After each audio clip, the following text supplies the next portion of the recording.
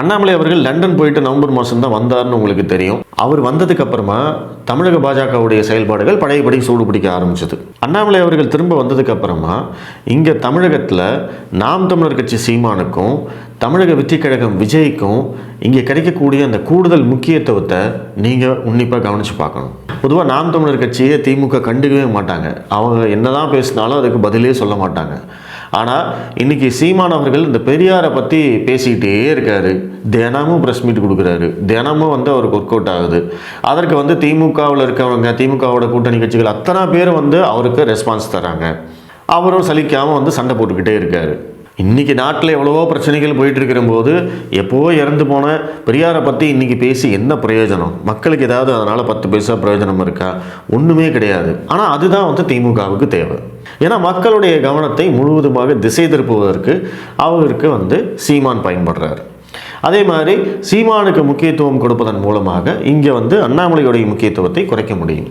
ஏன்னா அவர் மக்களுடைய பிரச்சனைகளை தான் பேசுகிறாரு. அவர் இந்த பெரியார் சர்ச்சைகளுக்கு முதல் நாளே விளக்கம் கொடுத்துட்டாரு.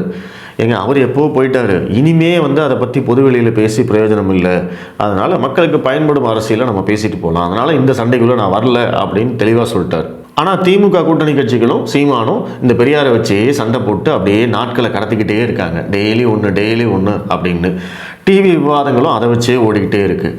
அப்போ தமிழகத்தில் இங்கே என்ன நடந்துகிட்ருக்கு? அண்ணா பல்கலைக்கழக விவகாரம் என்ன ஆச்சு? கனிம வள கொள்ளையை தடுத்த ஒரு சமூக ஆர்வலர் கொலை செய்யப்பட்டிருக்காரு. அந்த சம்பவத்துக்கு பற்றி என்ன ஆச்சு?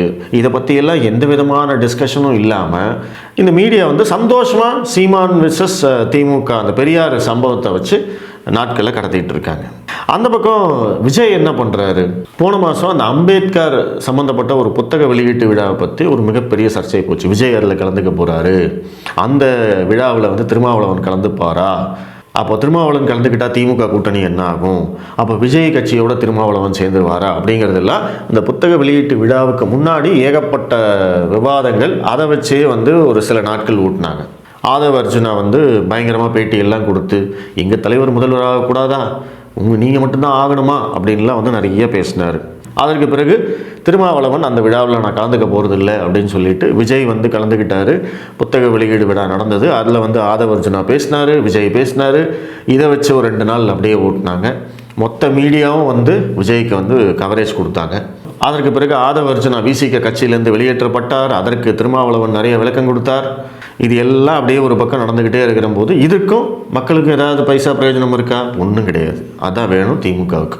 அதற்கு பிறகு இப்போது சமீபத்தில் விஜய் என்ன பண்ணாருன்னா, பரந்தூருக்கு போகிறேன், என்னுடைய கள அரசியலை நான் ஆரம்பிக்க போகிறேன் அப்படின்னு சொல்லி நேராக பரந்தூருக்கு போனார். அது சம்மந்தமாகவும் நான் சொல்லியிருந்தேன். காலையில் ஆரம்பித்து நைட்டு வரைக்கும் விஜய் தான் இன்றைக்கி அப்படின்னு சொல்லியிருந்தேன். அதே தான் நடந்தது. காலையிலேயே எல்லாம் பொட்டெல்லாம் கட்டிட்டு பரந்தூரில் போய் உட்காந்துட்டாங்க. அவர் காலையில் வீட்டிலேருந்து கிளம்பி பரந்தூர் போகிற வரைக்கும் லைவ் கவரேஜ் பின்னாடியே துரத்திட்டு போகிறாங்க. அங்கே போய்ட்டும் ஃபுல் கவரேஜ். அதற்கு பிறகு அந்த அங்கே இருக்கிற மக்கள்கிட்ட பைட் கேட்குறது, ப்ளஸ் அதை வச்சு ஒரு 2 நாள் விவாதம் பண்ணுறது. விஜய் என்ன பேசினார், யாரை குறிப்பிட்டு பேசினார் அப்படின்லாம் பேசுகிறது. ஸோ இங்கே அண்ணாமலைக்கு கிடைக்கக்கூடிய அந்த முக்கியத்துவத்தை, மீடியா சென்டர் ஆஃப் அட்ராக்ஷன், அந்த விஷயத்தை குறைக்கணும் அப்படிங்கிறதுக்காக சீமானுக்கும் விஜய்க்கும் இந்த மீடியாக்கள் கூடுதல் முக்கியத்துவம் தராங்க அப்படிங்கிறது நம்மளுக்கு வெளிப்படையாக தெரியுது. ஏன்னா இதற்கு முன்னாடி அப்படி இல்லை.